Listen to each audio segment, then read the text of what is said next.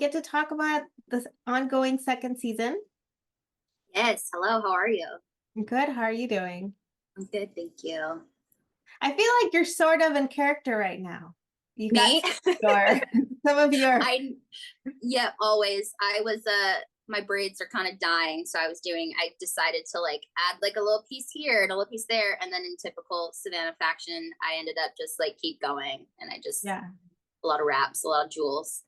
Okay, so yeah, I'm talking to Savannah. It's not Angela. Yeah, exactly. Yes, you are speaking to Savannah. Now, how much fun have you been having getting to play a vampire? Because I feel like that's an experience not a lot of actors get to experience. Yeah, it's a lot of fun. A lot of fun, actually. It's funny. This is my second time playing a vampire. I did get to play a vampire on an episode of Two Sentence Horror Stories, which is also a fun sci-fi show. So yeah, this is my second time, but definitely I get to explore a little bit more. That was just one episode that I did, the other one, but yeah, this is a lot of fun. I love vampires. I love vampire lore. So this is definitely something I got to check off my bucket list. And then what do you think is the magic for the success of the show? Because it's a tough one when you have comedy and horror at the same time. Yes, definitely. I think the fun thing about Reginald is that it's a it's a very like lighthearted show. There's a lot of like we do delve into some darker topics here and there, but I think for the most part it's kind of more of I like to call it like entry horror. It's not too scary, so if you're someone who's like not a fan of horror but maybe you kind of want to watch something a little spooky, then it gets you there. And then there's definitely the comedic elements, which is definitely down to all of our amazingly comedic actors. Jacob's really great with all of his comedic timing and stuff, so I definitely think there's like a fun balance when it comes to the show, which is really great.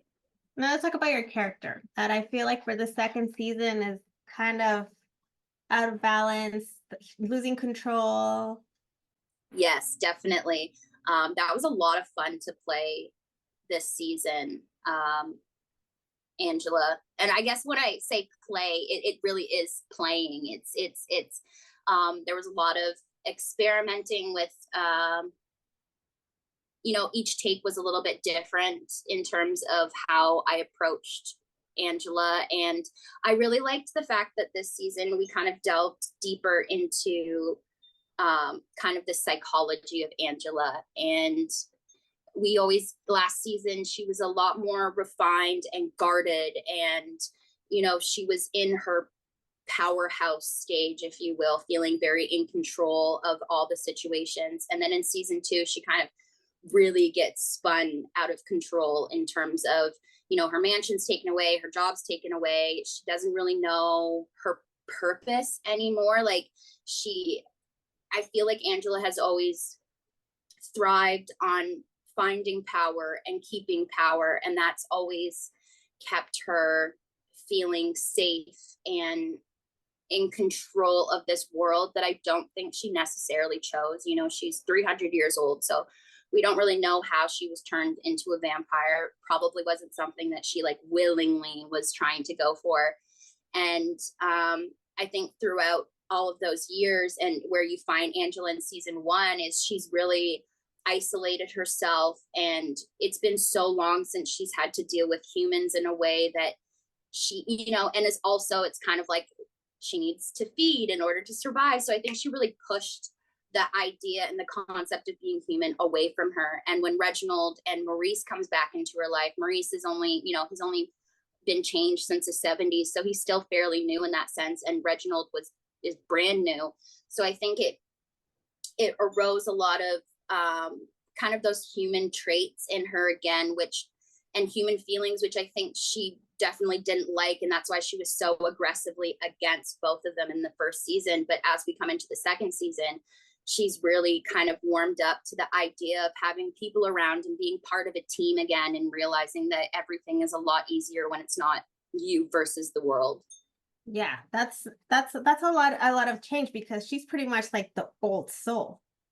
Yes, her and Nikki. Yeah, Nikki's the oldest, but Yeah, she's definitely, yeah, the old soul. She's been around the block a few times, but this was nothing, you know, not exactly her first rodeo, but I would definitely say that this is her first, animal like this with the whole angels and things. I think it was something that she's kind of heard about. People have talked about, oh, I've seen an angel or like blah, blah, blah, but she's never actually seen it for herself. So even in their world, I think it was a surprise that she was like, holy crap, there are angels and they can kill us. And that was something that I think really freaked her out and kind of sent her spiraling this season, which was, like I said, it was a lot of fun to get to play her like that. But there's a little bit of fun. M has stressed that she has fun with the scenes of her as Sarah and yours as Angela. Yes, I love getting to play off of M. Yeah, she's great, especially in those scenes because we're so opposite and different, and it's a lot of fun getting to really. It makes it so easy to be so sassy in those scenes because she's just so like open and honest and like such a light, like kind of like a puppy in a way that it's almost like it makes it, yeah, it's a lot of fun. It makes it really fun to get to poke fun at, from Angela's perspective. It's entertaining to get to speak to Sarah. And so those are always really fun scenes to get to play with M because she totally plays into it and just, turns on a little bit more of like the innocent eyes, which just makes it, a lot more fun to get to have that kind of juxtaposition of M and Angela. Well, thank you so much for your time, Savannah. Congratulations.